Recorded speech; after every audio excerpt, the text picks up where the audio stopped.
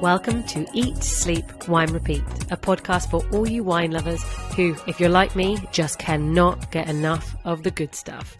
I'm Yanina Doyle, your host, brand ambassador, wine educator, and sommelier. So stick with me as we dive deeper into this ever-evolving, wonderful world of wine. And wherever you are listening to this, cheers to you. Hello, wonderful wine lovers. Now, if you've got some wine in the fridge, preferably pink, do get it out because today we are talking about Provence and specifically rosé. Now, 89% of the wines of Provence are actually rosé, but you should be aware that there are some fantastic whites and delicious reds that they produce as well. I have a great guest, Lauren Holman, who is the export manager for Château Léoube, an incredible winery right on the Mediterranean coast, but we're going to get to that in a little bit. So my question to you guys this week is, what is the most expensive bottle of rosé you've ever had? Or even specifically, the most expensive Provence rosé? At the end of the podcast, I'm going to talk about some of the most expensive pink wines in the world, and let's see if that surprises you or not. So hold on tight for that. So have you been to Provence? This is down in the southeast of France, right on the Mediterranean Sea and bordering with Italy. It's an absolutely amazing place filled with 3,000 hours of sunshine, lavender fields, olive trees, sunflowers, thyme, juniper, rosemary. It is a gorgeous place. And, lots of wine. It's filled with lots of wine. So talking of wine, this is actually the oldest region in France. That's correct. So people talk about Bordeaux, they talk about Burgundy. Provence is the oldest region, and we're talking like the 6th century BC. So apparently about 2,600 years of history, and they've been making rosé wine pretty much since the beginning. So that's something they were famous for. And actually there is a dedicated research centre for rosé within Provence, and this is the only one in the world. So that might be the reason why Provence can produce some of the best rosés. Provence is definitely not just a one-stop shop. There are so many different regions. I'll touch on that a little bit later. But think about, you've got coastal influences, then further inland, you've got loads of mountainous terrain, you have different soil types, and then you have this incredible wind comes down from the Rhone Valley. So it comes down south. It's super, super strong, but also really, really cold. And then that runs through many of the vineyards. So there's lots of different factors cooling down those vines. I think Lauren will explain things really well. You'll get to know the Provence region so much better with her. So we'll go over to the chat now, where you can learn how Lauren got suckered into the world of wine, and she can tell the romantics of this beautiful wine region. Hello, Lauren. Thank you so much for joining me. Thank you ever so much for having me on. It's a pleasure. And as people already know, you work for Château Léoube, and as we were just joking around, we should call you Lady Lauren Léoube, shall we? From now on. If you like. That's probably one of the most polite introductions, but yes, we'll go with Lady Léoube Lauren. No, not Lady Léoube Lauren. No. Lady Lauren wrong way around. Léoube. Yeah, no. The triple L. Yes, my Lady usual triple L's are long leisurely lunches, but we could also go with the other one. If only we can get back to those long leisurely lunches soon. Indeed, I can't wait. So thank you so much for joining me. We're going to talk so much about Léoube, and you've sent me some delicious wines which we're going to taste. So I can't. I might just start sipping in a second. But I already have. Okay, right. Hang on. Let me just do a little sip. Delish. So tell everyone listening, first of all, how did you get into wine? So I grew up with a rather wine enthusiastic family. So I think just one of those families where every Sunday lunch we always had, wine on the table. So I got brought up around it quite early on. And, lucky you. Yeah, lucky me indeed. And lucky then kind of getting Lady Lauren Léoube. And then getting dragged around vineyards in the back of a little 2CV, a very French little car that my mum used to drive. I remember images of my brother and I in the back of this little car, packed around wine boxes, coming back into the UK. Kind of your classic wine runs into the northern parts of France. So, and we always had French friends, and so I got brought up a lot around French, more old worldy, and sometimes Spanish wines. And my granddad absolutely loves his wines. So, and then I moved to Monaco when I was 18, 19. Very fancy. fancy, but I was less of the fancy, but more of a worker, I suppose. But yeah, I had access to some, very, very lovely and affluent friends, and had a great time. And then after that, ended up doing something completely different and ended up being in finance in New York. And then actually I wanted to come back and work on yachts. And so it's on yachts that I had the disposable income to actually just pay for my own education. And I loved wine, naturally, from my upbringing. And then I decided to put myself through WSET training. And then I just loved it so much. And I took on all the portfolios of the people that I worked for. And I just loved it. And I loved getting into the nitty gritty of all the kind of geeky side of wine, like the geographies and the topology and the kind of science side of things. And then I decided to come back to the UK and met my other half, and we ended up in London. And I was like, do you know what? I'm going to take wine more seriously. So then I got a job in as a small importer for, they're now called craft wines, but it was before the knotted vine. And I was the sales manager for London, and then I moved on for Château Léoube. But I think the main moment for me in terms of why did I want to make wine like a proper living and I suppose a career, I mean, we all don't go into it for the money, that's for sure. We do it because of the passion. No, we don't. And so I trained with a master of wine called Louise Sidbeck, who's based in the south of France in Antibes. And I did my training in WSETs with her, and it was just one of those moments where she said, it would be a real shame if you let your palate go to waste. So, she didn't have to say that I had a good palate, especially not like kind of range. But she noticed it, and it was a really kind moment, and it made me reflect and think, well, actually, maybe I should do something with this because I really enjoy it, and why not? So that was the defining moment really for me to say, okay, I'm going to give it a shot, and I'm glad that I did. And here you are at Château Léoube. For anybody who doesn't know what Château Léoube is, this is a fantastic property down in Provence in the south of France. So I suppose I shouldn't be talking about this. Tell us a little bit more about Château Léoube. How do you want to start with that? Château Léoube, we are a very Provençal estate, so we're actually based right on the water in almost a village called Baume-le-Mimosa, which is part of the Lalande appellation in Provence. So we are this tiny little area, a sub-appellation of Provence that's very well known for our kind of microclimate and our schist soils, and just with that beautiful sea breeze influence. A lot of people say, oh, we're right next to the sea. Well, you literally can't get vines that grow less than 50 meters away, which is where ours do. So it's a beautiful... Really? 50 meters. Ooh, okay. Yeah, so you've got the beach. We're set within 560 hectares of protected French forest. Yes, I've heard how beautiful this place is. It really is. Sometimes I sound like I'm really bragging, but it's just the most spectacular place. Okay, I'm going to close my eyes, and I'm going to have a sip of the rosé, or one of them, and I want you to and now I'm going to imagine what you tell me. Go for it. And now imagine the scent of lavender and the sound of cicadas, and you're gently walking through the waters. No, I'll stop taking you on that journey. To be honest, I was really enjoying that. I hope everyone else was. Like, carry on, fine, do it the boring way. Do it the boring way. So we've got about 4 kilometres of coastline. So that includes 3 beaches, a beautiful one called Pellegrin Beach. So actually, if anybody's in the area, we would be more than happy to welcome you. We've got a lovely little Café Léoube, so you can eat all of our local produce that we farm ourselves in our organic market garden. Drink, obviously, our produce. We've got olive oil. We make honey. We do jams. It's a lovely it's very family orientated place of the south of France. So, and we're only about 40 minutes west of Saint-Tropez along the coast. So actually, we're not that far away from the glitz and glamour of the usual sights that you imagine when you say the Côte de Provence. So this is literally a place that people need to come and visit. There's no excuse now. The beaches, just out of interest, are they private beaches to you? Do you have a private section, or is it a public beach? So interestingly enough, with the French law, there can't actually be any private beaches in France. So it's still, the land is owned by ourselves, but you have to allow access to the beach. So anybody can technically be there. See, the riff-raff are on. So you can technically walk to all 3 of the beaches.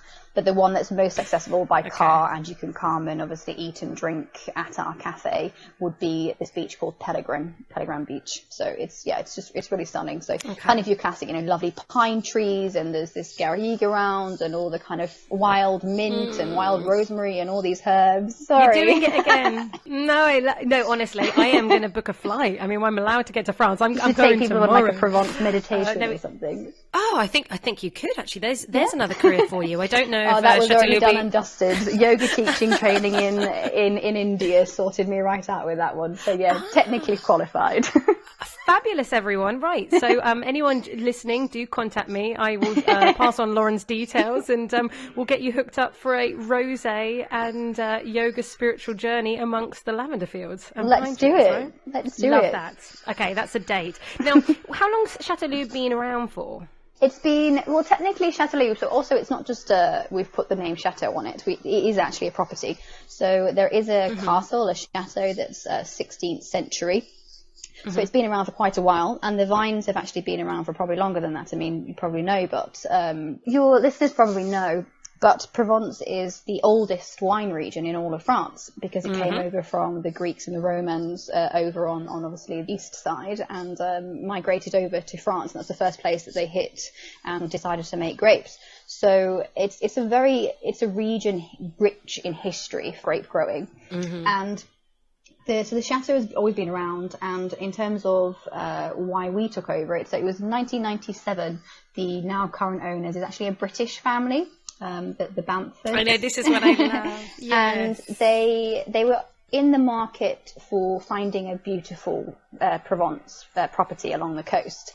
And it just so happened that they fell in love with this one, and it also came along with, at the time, 60 hectares of vines. So it wasn't necessarily a project where they're like, oh, we want to be wine growers. Actually, it's just that, it's just such a gem of a property, and all the land, and also it was owned previously by unfortunately a late widow. At the end of the day, it's a full-time job. Keeping on track of proper farming techniques and making really decent wine you have to put a lot of love back into the property. Oh, so they decided to purchase it in 1997 and begin the journey of putting that love and that passion back into the project. So previously the wine was for bulk production, for kind of like local consumption. And then it was kind of early 2000s, like 2009-ish, that we decided to actually, the wine now is really good enough. We've put a lot of effort into the land and the terroir, and our soils are very nourished in order to actually slap the Château Léoube logo on it. So that's kind of when it started, and it was in line with our export. We started exporting the wine after local consumption around 2009, which is the same year also we actually got the organic certification. Although organics has always been there throughout. Well, just to check, so they actually had the property from 1997, but did not start selling the wine till 2009 when they felt it was completely ready? Yes. Wow, that shows So that quality. gives you an indication of how detail-orientated and how passionate we are about the details, and how we need to make good quality wine, and we're not happy unless it really is just 100% amazing, basically. I like that. And touch on organics again, because I know that that's super important, because this is the Bamford family in England, right, who have Dalesford Organic Farms. Exactly. So, I mean, they're one of the pioneering families for sustainability and for organics here in the UK. So that particular farm in the UK has been going for 35, 40 years, all organic. So, which is quite a big risk, especially with the UK weather, because it's a little bit... It's bad? Yeah. Is it? Rain? Oh, okay. I don't know about that. So it's one of those places, thankfully, in the south of France, it's a little bit easier, I suppose, to be organic than it is here in the UK, because we don't get as much rainfall, and and thankfully we're in a place where we're right next to the sea, so that sea breeze does pay a lot of attention to making sure that actually for us organics is a lot easier, but also means that we now kind of trying to go to the next stage of how else can we better the planet. We would like to leave the land in a much better place than what we found it. So it's almost like leaving a legacy of trying to nourish the soils and to really to let the biodiversity thrive. So organic actually has just been part of their philosophy from day one. So it's been implemented since 1997, and then it just so happened that the certification was in line with what our aims were and how we chose to farm regardless. And then, the next step, we also farm with biodynamic principles in mind as well. Okay. We haven't decided to certify in that light, just because it handcuffs you a little bit, and some of the things we don't necessarily naturally agree with. But organics is fully, basically the heart of what we do. Beautiful. And let's, just because I'm drinking it and I want to talk about it, let's just talk about the Château Léoube. This is the flagship. On the bottle it says Rosé de Léoube. So is that the name of this flagship wine, Rosé de Léoube? Exactly. So that's the cuvée name. So Rosé de Léoube basically means Léoube's rosé, or also within our team, our little nickname for it is actually Château Rosé, just between you and I. So if you were to join you and I team, and everyone else. Exactly.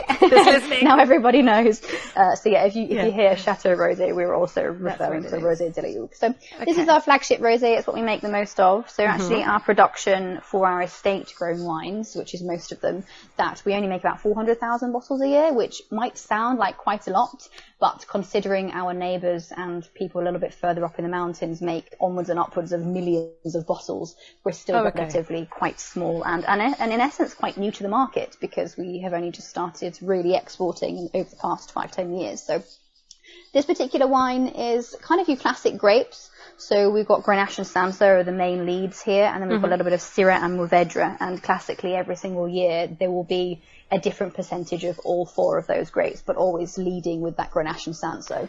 Those grapes just really thrive where we are. So they love the schist soils, don't they, in the Landes? Absolutely. Yeah. This, for me, I love the minerality to it. I love this almost like a minty note, something herbaceous. It's super, super fresh. So just, it's this elegant woman just on the beach, just with, dressed in purple, just to match Provence. But, it's like, this beautiful strawberry and watermelon, but it's very soft and quite subtle. I think it's delicious. Love it. I mean, the aromas specifically on this vintage as well are very that kind of soft red fruits, slight kind of light spices as well, which you're kind of going to get from that, tiny little hint of Syrah. And then on the palate itself, kind of it fleshes out a little bit more to like a little bit more white fruit. And very more of those peachy kind of textural. Yes, yes, definitely. And then again, always finishing with that lovely mineral salinity style of a finish. And that directly comes from that schist soil, and specifically marine schist. I mean, I think it was like 800 million years ago, the land that the chateau is now built on, and obviously all the vines which are at the heart of the property, which is only 70 hectares now. That was all seabed 800 million years ago, was literally just sea. So you can imagine, as the sea has regressed, all those beautiful qualities of that kind of saline and mineral from the sea has just deposited straight into the land. And now we thankfully grow our wines and they just love it. And so thankfully they show it through. So we're very terroir driven for our estate wines. Well, I can tell you, one, I agree with you, and two, I just finished the glass I poured already. So I had to pour another one just to double check, in case. I'll give you an hour and we'll check in if the bottle's gone. I could do with some Parma ham right now, and actually some Parma ham and melon. That would be very, very nice with this. So nice, like Mediterranean tapas dishes, or even some like I think like crostinis with some like pesto on them or something. I don't know. I'm just thinking. Yes. We make our own pesto actually. Oh, of course you do. That is a perfect pairing. That is a perfect pairing. Jam, by the way, that you make, just for anyone listening, is not a perfect pairing. Well, unless you want to try and challenge me on that one, I wouldn't quite put the jam with rosé. We have a sparkling rosé, which is champagne method, called Sparkling de Léoube, just to keep it simple. Okay. And that particular wine works really well for kind of these, your high teas. If you went to Claridge's. Is there a bit more sugar in that sparkling? So it's actually it's zero dosage, so really? It's brut nature. Yeah. Okay. And but again, it's very, very, very light. In fact, the colour in French, they've got this lovely term which is called onion skin. That's the kind of colour of it. And that particular wine actually works really well with kind of that slight, that cream tea, jam. For some weird reason, it just really works. I'll have to send you a bottle and you'll understand. Okay. I think that's important. Now we talked about the onion skin colour. So let's get a little bit technical. How does Provence get the onion skin colour, for instance, in comparison to, we know there are rosés either around France or other countries that are much, much redder, pinker, darker. So why is Provence, and how are they producing that lighter colour? It would be purely down to the pressing and also obviously your winemaking technique. So unlike Saignée method, which is the bleeding off, and then the bottles, then the grapes will then go and get fermented into red wine. So you're kind of getting rosé and red wine at the same time. We're not Saignée. And then you've got the other method, which is blending method. Again, other countries will typically use those, less in France. We're not that either. We in Provence specifically, we tend to take the traditional route of direct press. So this means that our grapes, I mean ours specifically, our grapes are whole bunch. They get picked by, they're hand picked by our wonderful vineyard workers, and then within about 5-10 minutes they're in the winery. They're actually all quality controlled within the actual vineyard itself. So it's pretty intense work. I actually did it last year, and I don't know how they do it. It sounds fun to do harvest, and then when you actually go and pick grapes, after like 20 minutes, you're like, my back hurts. Could I drink some wine now? Yeah, if anybody wants to come and help, just for the experience, you're more than welcome. But I can, trust me. Slave labour. Well, we're definitely not that. We're very ethical in our. Sorry, I'm not promoting you well. So I didn't say anything. So we're all hand, it's full whole bunches. They go into the press directly, and then that's pressed in this kind of very slow pneumatic press. So if you're familiar with like an espresso machine, for example, the pressure on an espresso machine is roughly about 9 bars of pressure. We are less than 1 bar, so you can imagine how gentle this pressing is. Do you know, that's really interesting. I've never had anyone actually explain it in that terms for pressure, so that's actually really visual. That's very clever. We like that. So I think it's just because everybody's used to seeing a coffee machine, I suppose. So it's incredibly gentle, and that takes roughly about 2.5 hours. So actually the juice has hardly any contact with the skins, and the colour, naturally, if it's a red grape or white grape, will always come from the skins of the grape. The juice inside it is completely clear. So because of that hardly or very limited skin contact, then our Provence juice in general will always be that paler type, which is obviously becoming a huge trend around the world, and everybody is slapping the label Provence style on their bottles. It's like, well, actually, you're not, though, are you? So perhaps we need to go along the same champagne method and get some sort of appellation rules around it, but that's another conversation. It is, isn't it? So actually, let's touch on that then. Provence style. Why do you then think Provence is so popular now? How has this boom happened? Well, I think in general the Côte d'Azur has been such a glamorous kind of wanted lifestyle that many people have aspired to for many years, probably since kind of Marilyn Monroe and Grace Kelly days, where sipping with a lovely ice cold glass of rosé by the sea with your toes in the sand is just kind of this thing that everybody would love to have experienced at some point in their life. So, you know, the glitz and glamour of Saint-Tropez and Monaco and Cannes. And so I think it's definitely risen from those days where, you know, the media's got along with it. And so that's a lot more easy accessible now, and especially obviously with social media.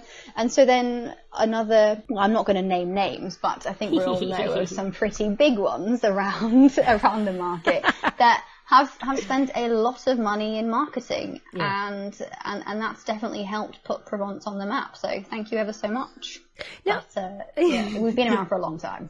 Okay, so it is. I suppose it's that luxury, and I mean, Provence generally typically has 3,000 hours of sunshine. So in comparison, Paris, which is just kind of 6 hours drive, almost 8 hours drive north of us in France, that's only 2,000 hours of sunshine. And I mean, I dread to even think how many sunshine hours we get here in the UK, but 3,000 to 2,000 within that short kind of space of geography is quite significant. No, that is actually pretty shocking how different it is. So as you said, let's ignore the England, because I think that might be like 1,000. Who knows?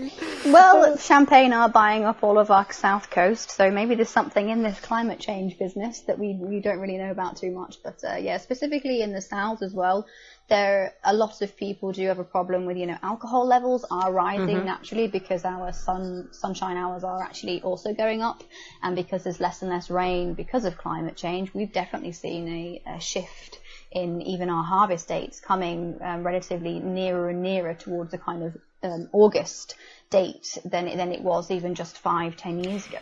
Well, interesting you say that, because what I've heard is often the vineyards by the sea, or coastal, which is yourselves, often have a difference. There can be sometimes like a month and a half difference from up into, say, the mountains, much more inland, because actually people don't realise Provence is really different. It's huge as well. And very mountainous. So yeah, for example, up in Saint-Victoire, they will probably more in the valley of Saint-Victoire, you will get at least a week, if not 2, earlier than specifically where we are in the very south, right next to the water. And it's purely because of that sea, the water body, that with the sea breeze and obviously the kind of famous Mistral that always happens as well, then it means that our grapes, thankfully, even though it's super hot down there, that it gets that gentle sea breeze like constantly 24/7. So this also helps with fighting off diseases and pests, etc., because the vines are super healthy because they've got that flow and because they don't ever get too hot. Yeah, okay. That's so interesting. And I think people really should actually start looking, not just Provence on a label, but reading more what it says on the label. So you've touched on 2 sub-appellations of Côte de Provence. Now, Côte de Provence obviously is the largest appellation, hence why most people know it. You're in Lalande, and you mentioned Sainte-Victoire. Now, I just have a question on Lalande. Why on your flagship Château Léoube, Rosé de Léoube, do you not say Lalande on it? Why are you not using that sub-appellation? So we do use it for our most premium at the minute rosé. So actually we called a rosé Lalande. Léoube Lalande is the full expression, and so we've decided to actually give that appellation as Côte de Provence Lalande. And the reason why we in essence slightly declassify is to get Lalande as well, like you have to go through a whole heap extra of handcuffs in order to get that. So again, just kind of to be less restrictive and a bit more to our style and what we want to do with our wines. We choose to, typically most of our wines are Côte de Provence, but then, which is obviously the biggest, like you said, but we do for one of our wines, we do actually give it the full appellation. About 90% of our land is technically within the Lalande appellation. So again, we have to choose our grapes according to specifically that line, because it is a case of there's a line that you wouldn't know. It's a bit like going to Scotland to England, without the Hadrian's Wall, you could just cross over and you've got no clue which country you're in. So it's the same thing for kind of boundaries within Provence and most appellations. It's the same in, you get Grand Cru vineyards, and all of a sudden right next door to it with one step you're in a Premier Cru. So it's like, no one would ever really know, but one price is extortionate and the other one's a little bit more accessible. Well, that's nice anyway. That's for people to know that this Rosé de Léoube is Lalande. It comes with those schist soils, it comes with those characteristics, but they're not paying potentially the same price tag, right? How much does this wine retail at? So it's roughly like $19.99, between awesome. 18, 19, 20 pounds is the typical go-to price for this particular wine. So it's very accessible, but it's also completely organic, and you're getting that sea influence and saline qualities, like really terroir-driven rosé. So it's a serious rosé, but also can be drunk as an apéro like we are doing right now. Exactly. I know, we did not prepare the food. But anyway, I can highly recommend it to anyone. I love it. The elegance, the minerality, the freshness. It's not just about red berries, and it's a lovely, dry, crisp style. It's stunning. Thank you. You are so welcome. Now, actually, and you can pass that on to Romain, the winemaker. I shall do. Your tasting notes were spot on. Oh, thank you. So let's drink and I say drink because we're not spitting here. This is serious business. Let's drink the Love by Léoube. And actually, whilst we start on that, can you tell me a bit more about Romain Ott? Because I love his history, and I think people would be pretty impressed when they realise what family house he comes from. So Romain Ott is our winemaker. He's been in charge of production since 2000 now, and he often calls himself the son of the neighbour. So he does come from the Ott family dynasty. So he's the direct line of what was or is the Ott family for all the wines. So obviously the literally next door, again, one of those moments where you cross over the boundary line and all of a sudden you're in the Clos-Muret Domaine Ott grounds. That's right next door to us. You could throw a stone. And he grew up there. He's lived there his whole life, and then Roman is the 4th generation winemaker. His father was the 3rd. And his father decided to retire, and he sold the Domaine Ott business along to the Cristal Roederer wine family. And it was then his father's brother that took on the project and kind of is now helping with the winemaking over there. So Roman, well, his father came over when he technically retired. He still obviously wanted a bit of a shoe-in with winemaking. And our family, the Bamford family, asked him to help consult when they first bought the property to say, hey, how do we bring this vineyard back to life? How do we go about creating something that's impressive and good for the market? So he came on board, and then naturally, when Roman finished his agriculture studies over in Toulon, and he specialised in viticulture, he then kind of got dragged along by his father. I think he had hopes and aspirations of going over to, I think, Napa Valley and I think South Africa's always been his dream place to grow some vines. He got kind of earmarked over to help with Château Léoube, and he's stayed ever since, and he's been in charge of production since 2000. And he takes care of everything from the winemaking to the production side. And he also does the olive oils as well. So he's got a big role on his hands, and he's done a phenomenal job with creating a style for Château Léoube, and we're very proud of the wines. He does a fantastic job. I'm proud of the wines. I'm proud of myself for drinking these wines. So now what I can notice on the Love by Léoube, it's much more fruity. It's more, I imagine, would I be right in saying there's actually a bit more residual sugar in this one? It seems like there is a little, it's a dry wine still, but it seems a little bit fruitier and that touch sweeter, much more kind of cranberries, raspberries, strawberries all together. Yeah. So residual sugar, actually all of our rosés are less than 1 gram per litre. Really? So, but in terms of the difference, I mean, we're less than 1 gram still for the Love by Léoube, but you're probably talking less than about 0.7 of a gram for the Château, the Rosé de Léoube. So even that slight bit of a difference, even though it's still technically bone dry, you are going to get slightly different, sweeter fruit profiles in the Love by Léoube. Sure. So a bit more of that kind of exotic fruit. Slightly also, this particular vintage, a little bit more of like honeyed acacia. Okay, yeah. It's got that slight kind of tint towards that that I feel, and then on the actual palate itself is a bit more of that kind of fruitier red berries as opposed to the lighter and softer red fruits of the Château Rosé. The other one had this kind of obviously very long legs, long length, elegance, minerality to it, peachiness, whereas this one is that kind of like almost cranberry, crunchy red fruits, berries. It doesn't have the same elegance in comparison, but if I hadn't drunk the other one, this one is just, it's actually really friendly and kind of fun and really, it's very gluggable, but in a quite refined it's slightly more accessible to everyday drinkers, really. That's why it was created. So, whereas the Rosé de Léoube is very much a sophisticated rosé, and actually the Rosé de Léoube is our entry estate. Okay. And this Love by Léoube is the most accessible in terms of price. It's typically around the kind of £15 mark, 15, 16. So still 100% certified organic, but we work with other local wine growers in order to put a label on this. So actually the grapes are from all over the place, but typically quite near to us, but not as schisty soils as what we're used to. So it's slightly a bit more kind of limestoney and calcareous than the schist that we get with our estate wines. No, I think they're both fantastic, and they're both definitely worth the price, So now my question, what is the percentage? We've talked about rosé, and of course, because it's fashionable and it's delicious and it's summer, so it's important, but you do make red and white wines as well. So what's the percentage of rosé compared to the white wines and red wines you do? So we've actually got 11 wines to date, cuvées that is. Okay. And in terms of percentage, we're actually lower percentage than most of our counterparts in Provence. So predominantly in Provence, you're talking about 90% is rosé. We actually, of our estate wines, we're about 80%. We make 80% of our production is rosé. Okay. 15% is red wine and 5% is white wine. Although the white wine, I think, is slightly grown. We have just added another cuvée in there. So we've got 3 reds, 3 whites. We make obviously a little bit more of the red, because I think that's quite classic anyway of Provence. Red wines are getting a little bit more featured and a bit more trendy. But we've got Rouge de Léoube, which is very Syrah based for a red wine. And then we have the Fort de Léoube, which is pretty much a mixed blend of 4 southern French grape varietals, a little bit of Cab Sauv in there. And then we also have our Grand Vin, or we actually call it, the real name is Léoube Collector. The idea is that you collect vintages. Nice. And that one also, we, again, within our French team, we also call it Super Provence.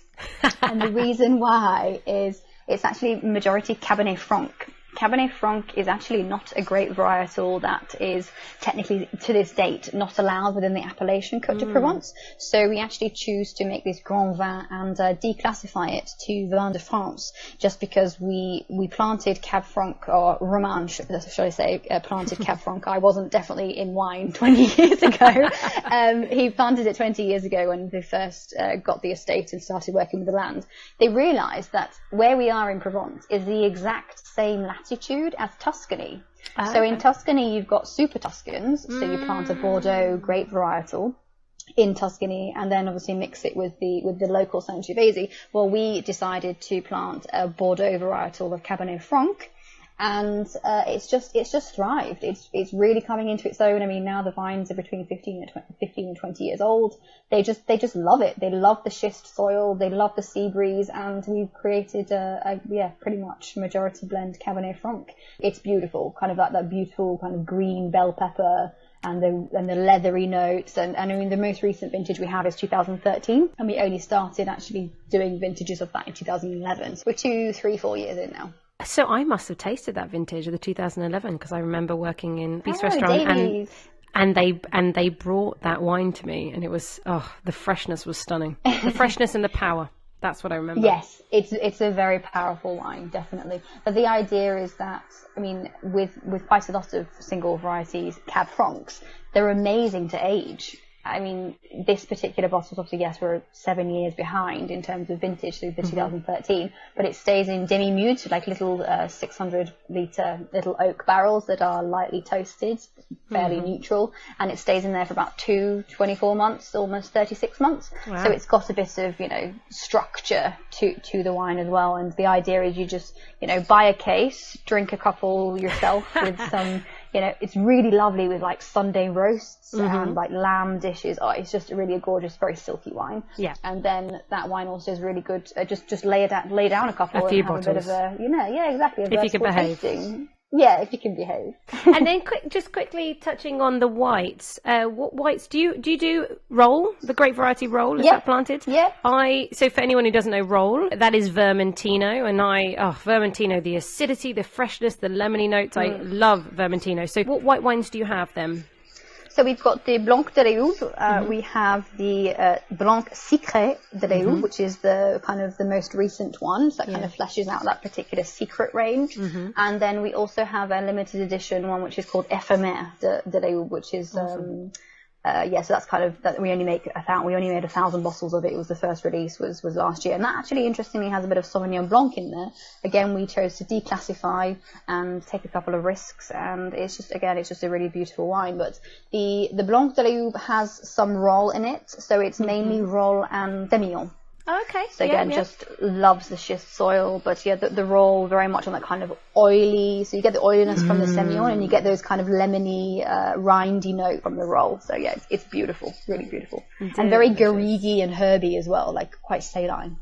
Delish. Oh my God, seriously, we all need to come to Château Léoube, chill out on the beach and order these wines from you. That's amazing. So just to finish off, what's the direction? You mentioned that they're much more kind of on sustainability, kind of almost going much further than organics. Is there any plans for new projects? So there's new projects coming along in terms of potential new products coming out there, but I can't talk too much about it. Okay. Sorry, giving you a bit of a teaser, but watch out. Okay. There's some stuff, some really exciting projects coming up in the pipeline, so that should be really good. And then in terms of our sustainability, for us, we don't just kind of want to slap on the label of saying we're sustainably farmed and we produce sustainably. For us, it's a question of like, okay, well, we do this, what else can we do? It's always a journey. It's always about bettering how much we can kind of really put back into the land and nourish it. I mean, we have a number of different sustainability pillars, such as embrace the nature, embrace biodiversity, leave no trace. So the idea is,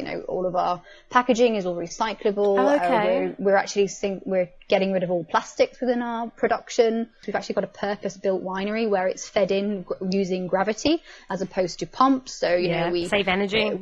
Exactly. So we're saving energy. We also dry farm, so we don't use any irrigation. So again, that's helping.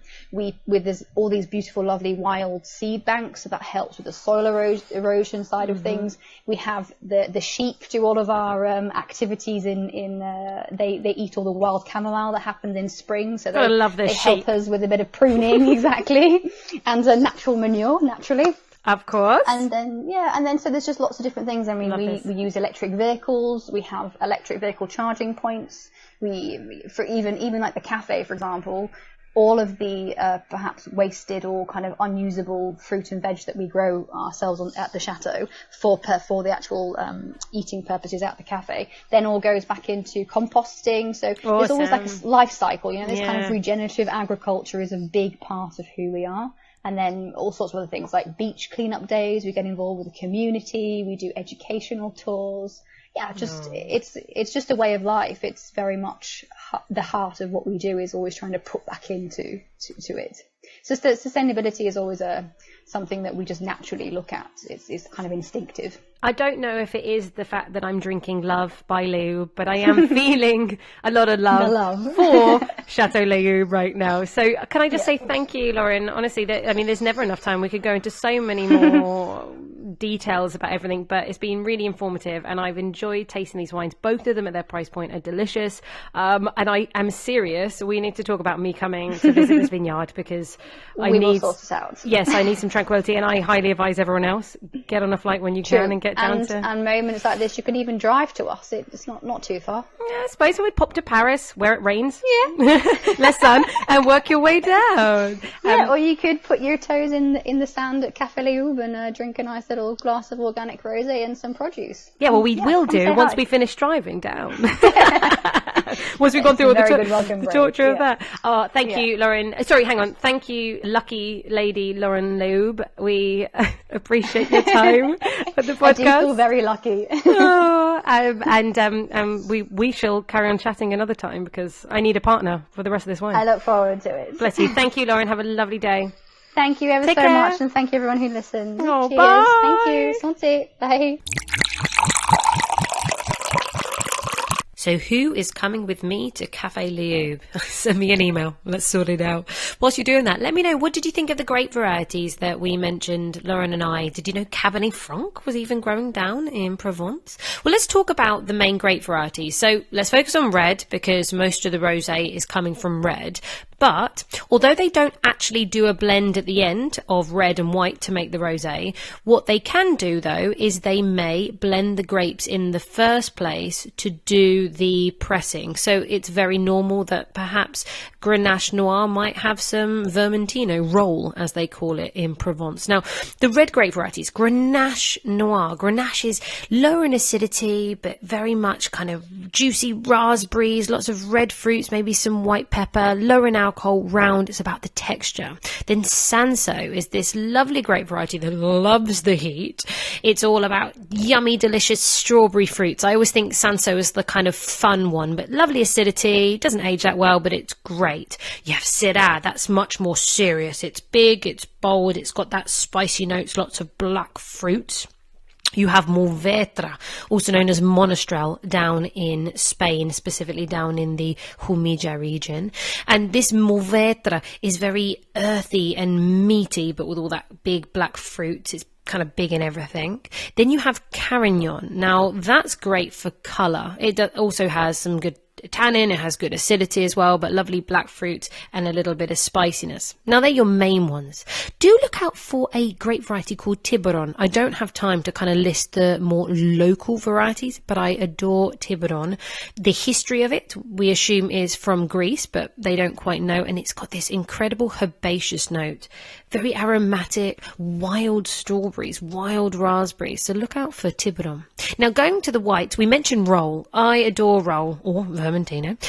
Gorgeous acidity with lovely lemony, limey, grapefruit notes, slightly herbaceous, sometimes saline. It's delicious. The other high acidity grape varieties would be Clairette and Beaublanc. If you like the more textural grape varieties, just to know if you ever see them on a bottle of wine, which you might more likely see Marsanne or Roussanne. Now, they're great blending partners together. You'll often find them up in the Rhone Valley blended. Marsanne is more of the texture, the weight, the structure, a little bit of an oiliness to it, but also has these lovely kind of melon notes to it and sometimes stone fruits. But the Roussanne is all a bit more exotic, a bit more aromatic, more perfumed. It can also have a bit of texture, but it's got this lovely kind of pear and honey notes. And then lastly, for the whites is Grenache Blanc, which is a mutation of Grenache Noir. Kind of similar in terms of lower in acidity, kind of fat, textural, higher alcohol. There's nice appley notes, sometimes a bit of stone fruits. So all of these are very often in Provence blended together. Did you know all of those great varieties? Let me know. Now, I just want to touch on regions for a second. Château de Provence is, of course, the largest one, but there is also Château Valois de Provence, which is right in the middle of the whole area, and it is much higher altitude. So if you see that, you actually might get fresher styles. And there's also Château d'Aix in Provence, which X is spelled AIX, so look out for that. Now, in terms of smaller regions that people don't know as much about, very little gets exported, but if you're lucky enough to be on holiday, look for Cassis. This is for white wines. This is east of Marseille, and it's actually the first appellation that got its status in Provence. They're very often made from Marsanne and Clairette. Now, Bandol, which is just a little bit further east of Cassis, is Mourvèdre town. So this is big, heavy reds, really age-worthy reds, and the rosés coming from Bandol, normally if they have more Mourvèdre, are actually much more concentrated, more earthy, more meaty, much more powerful. So if you prefer the more delicate styles, you actually want to stay away from Bandol in general. You've also got Palette, which just very, very simply, they do everything. They've actually got some quite strict aging. They're quite traditional, and they have to age for at least 8 months, the white and the rosés. But there's over 25 varieties. So the way I remember palette is it's like a palette of colours, like an artist's palette. That's the way I remember it. Now, I mentioned also Belle. That is just on the hillsides of Nice. So if you do go visit Nice, that's a really great one to pop to. But the wines there do tend to be very expensive because there's very little made. But they're very perfumed, and just think of rose petals. This is actually the only AOC that you can use Chardonnay. And the roses are a little bit different because they do use 2 of those local varieties called Braquette and Follenois. So basically, long story short, there is actually a hell of a lot more variety than most people realise in Provence. Have a look at your labels in the future so that you can see if it tastes a little bit different and if you like that style from that place. Now, I asked you at the beginning what was the most expensive bottle of rosé that you've ever tasted. The most expensive in Provence, just for your information, would be a wine called Garous, which does see new French oak barrels. Now, that will set you back about £100. That's not the most expensive rosé in France. So for your statistics, the most expensive bottle of rosé is a bottle from the Languedoc. It's called Clos de Temple, and it's made by Gerard Bertrand, and that's going to set you back about £190. So would you pay that? If you would, then you may also be interested in the most expensive bottle of rosé in the world. Now, Richard Hemming, who's Master of Wine, did the work for me in a recent masterclass he did online. He went onto the Hedonism website, and you will find many wines that are well over a few £1,000s a bottle for the sine qua non wines. These are cult wines from California. The most expensive for one bottle is the Sine Qua Non Crossed Rose 1997, and it is £15,600. So let me know if you're buying it, and let me come over and share it with you. That would be nice. So the quote of the week is a quote that nobody famous probably ever said, but very rosé related, and it is, "Stop and smell the rosé." So do stop for a second, smell that glass, swirl it around, enjoy the aromas, enjoy the moment, take some time out for yourself. I hope you enjoyed this episode. Do share it with all your wine-loving friends. Please like, subscribe if you haven't already. You'll find all my information in the show notes, so do send me more comments. It's really lovely to hear, and I will see you again on another episode of Eat, Sleep, Wine, Repeat. Cheers to you.